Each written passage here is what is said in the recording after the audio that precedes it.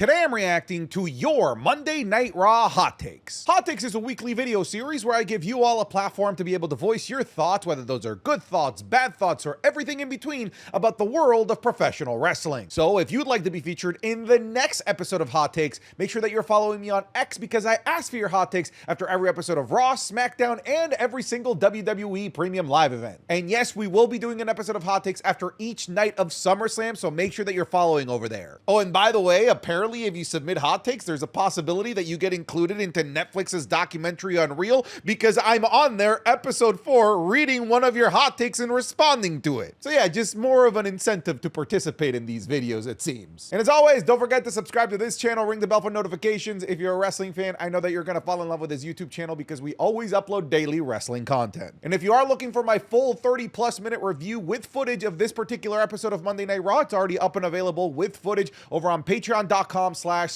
where you're going to get the Raw reviews, SmackDown reviews, and a whole bunch of extra series and videos that use footage that we can't upload here because they would just get blocked due to copyright. So go check it out. Link in the description, link in the pinned comment. Let's see what you guys sent in. I was hoping to see more of a back and forth promo battle between Punk and Gunther. This could have been a test for Gunther on the mic against one of the best. If the rumors are true that Gunther will be seen as final opponent, they need to do more back and forth promos for Gunther. I agree with everything that you're saying here. I would have liked to see more of a back and forth promo battle at some point during the build up to SummerSlam for what will presumably be your night one closer in CM Punk versus Gunther. However, this lack of back and forth between CM Punk and Gunther isn't just exclusively a CM Punk and Gunther issue. I'm seeing this across the board in WWE, SmackDown, NXT, and Monday Night Raw, main event, mid-card, men's, women's. This has been the traditional method for building feuds over the last year and a bit, where it's person A cuts a promo and then the next week person B cuts a promo and they never really actually have a conversation back and forth. That was basically the entirety of the John Cena and Cody Rhodes build up to WrestleMania 41, your biggest match of the year. I don't particularly love this style of storytelling. It just makes it so that it doesn't feel as personal, as serious, as hate-filled as I want it to, especially for a big show like SummerSlam. I'm not concerned about Gunther's ability to go toe-to-toe with a guy like CM Punk, and I'm not concerned about his ability to go up against a John Cena somewhere down the line if that is the way that they're going to go. I just personally want to see Gunther have more conversations, especially with the guy that he's main eventing SummerSlam with. I will say, the way that they've been telling this CM Punk and Gunther storyline, this feels like this would be great if we were like 2 or 3 weeks out from SummerSlam, but that was the go-home. Like, that's it. That's the whole story of Gunther and CM Punk told in a nutshell in 2 weeks. So when you have that little time, I just don't think that you can afford spending an entire week keeping one of your guys entirely silent and just letting the other guy talk. I think you need to go back and forth when you have this little time. That being said, I do think that WWE is heavily relying on just the fact that we're going to get excited about the simple fact that it's Gunther versus CM Punk, and it's true. It's working. I'm excited for the match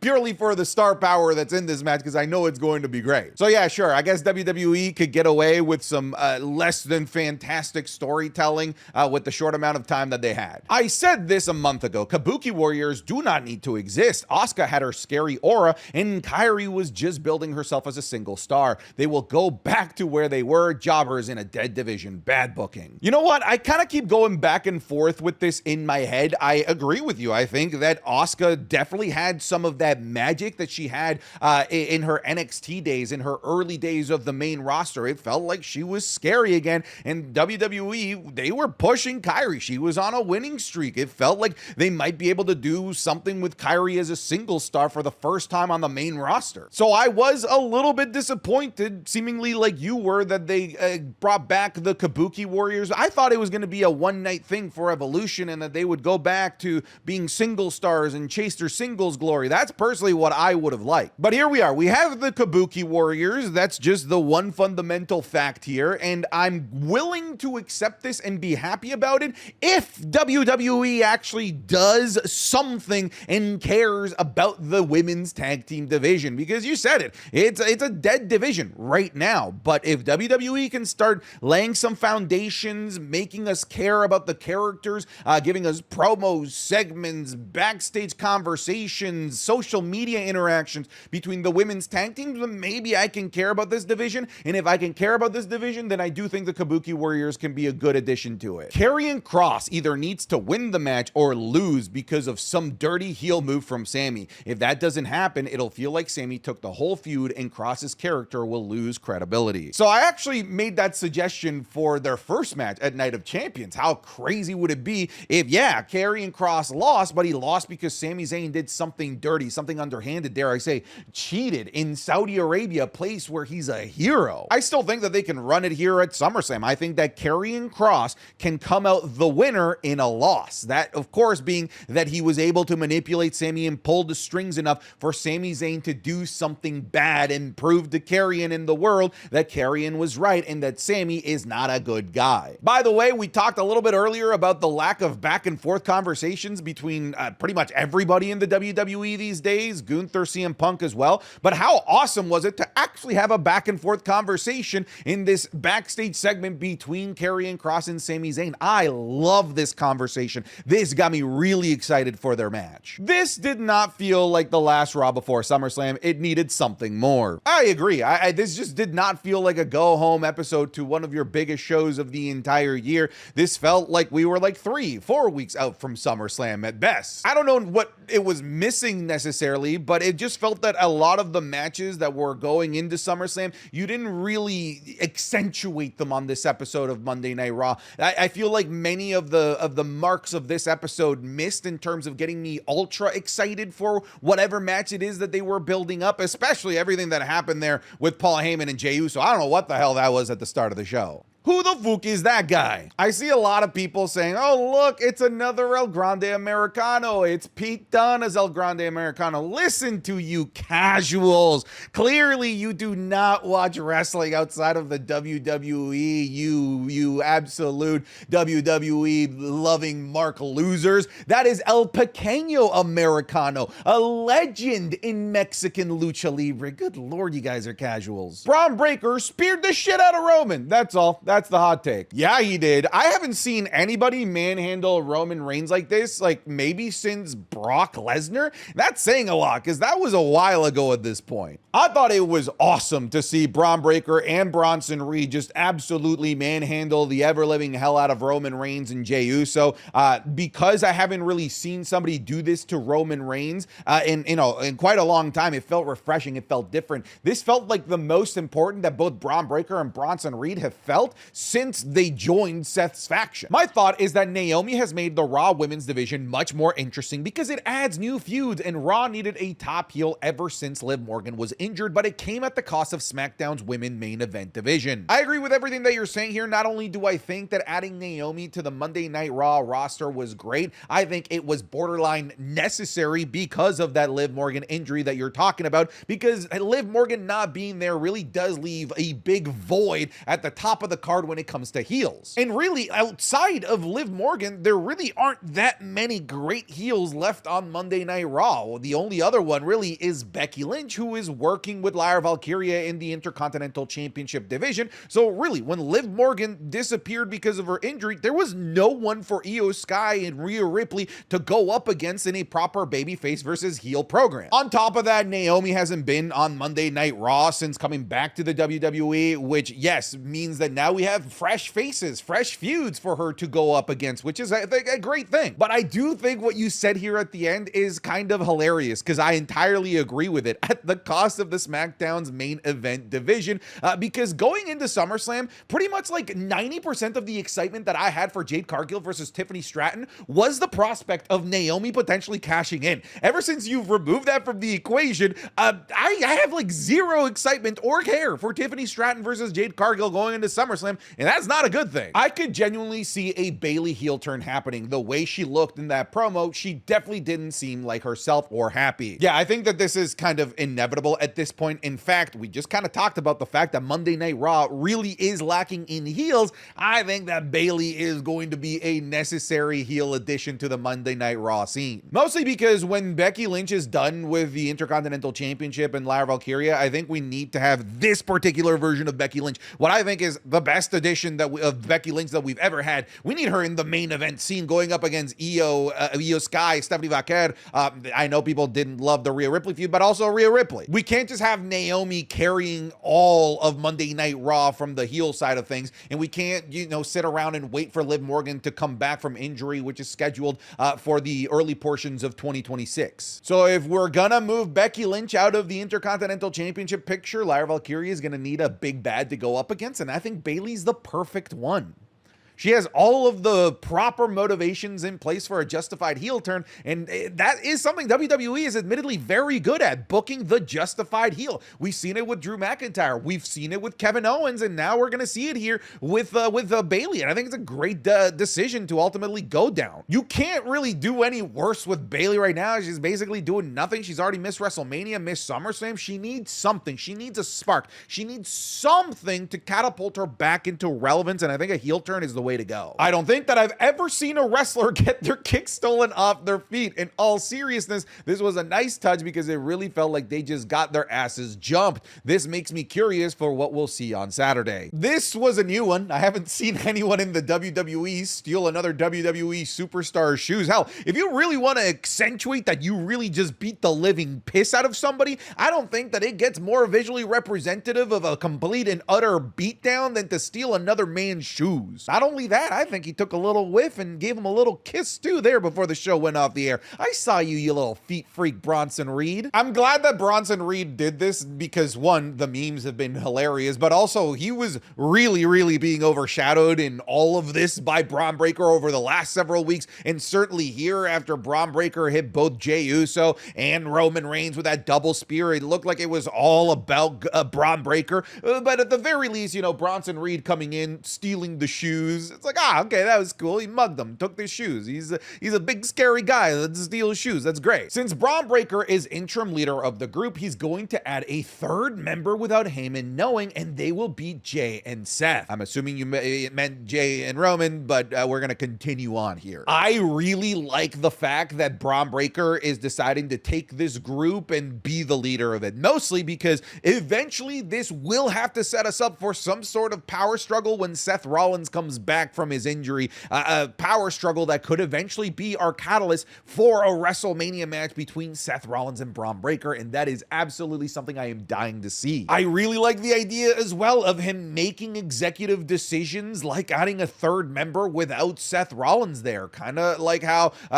people like Finn Balor would make that executive decision to add JD McDonough to the Judgment Day, really without consulting too many people, and then thus creating infighting within the group. And if it's gonna, again, lead to infighting that could give us Braun Breaker versus Seth Rollins, who's gonna say no to that? I know then people will start to theorize who's the third member of this group. It could be a bazillion different people. It's not really the point. The point is that I like that WWE is just sort of forcing the evolution of Braun Breaker in front of us because Seth Rollins is down and they cannot let this faction just die in the absence of Seth Rollins. So now they are accelerating the development of Braun Breaker into the main event scene, which is a kind of putting Bronson Reed back there just playing with Roman's shoes. With Seth gone and Braun as the leader, it sets up for a Braun push to the moon, which could/should culminate in a title, of which next year, maybe Mania, he gets cashed in on by a returning Seth Rollins. That would be insane. Me personally, I'd rather see the dynamic play out between Seth and Braun Breaker before Seth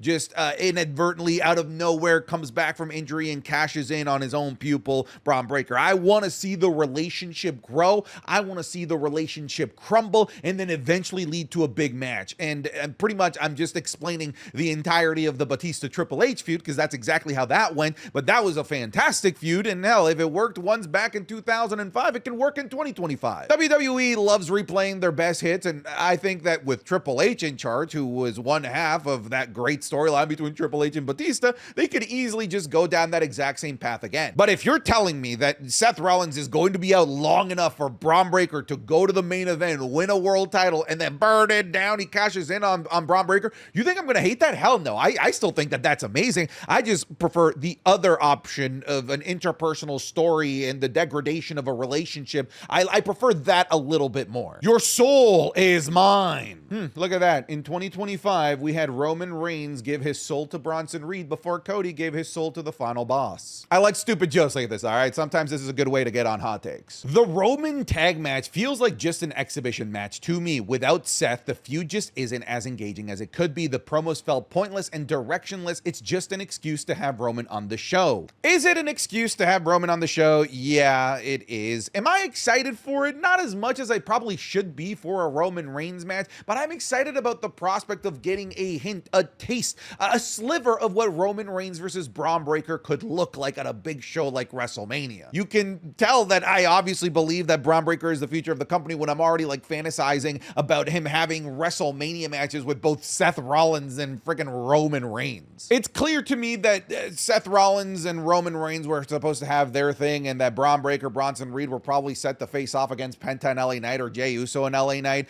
So this does genuinely feel like a pivot. So I can understand what you're saying in that it feels like an exhibition match. Part of the reason as to why it feels like an exhibition match to me is because it just doesn't really feel like there is enough like actual like hatred and good enough like narrative between these two teams and or stakes to really get me fully invested. For me, the reason I'm invested is the talent that's involved in the future prospect of Braun Breaker versus Roman Reigns. But I agree with you, like in terms of storytelling, there really hasn't been much, and the stuff that we had wasn't particularly great. I think that this just sort of is the norm for this year's SummerSlam, where many of the matches are just relying on star power and the belief that it's going to be good, as opposed to relying on good, confident, concrete storytelling. Brought up Jewish tribes, Santa Claus, and ended up with a good old yeet at the end. That was one of the worst promos I've ever heard from Paul Heyman. Hell, that entire segment was awful. This was an absolutely atrocious way to start this episode of Monday Night Raw. I genuinely think that that was Paul Heyman's worst promo of his entire career. The worst one that I've heard. At the very least, the worst one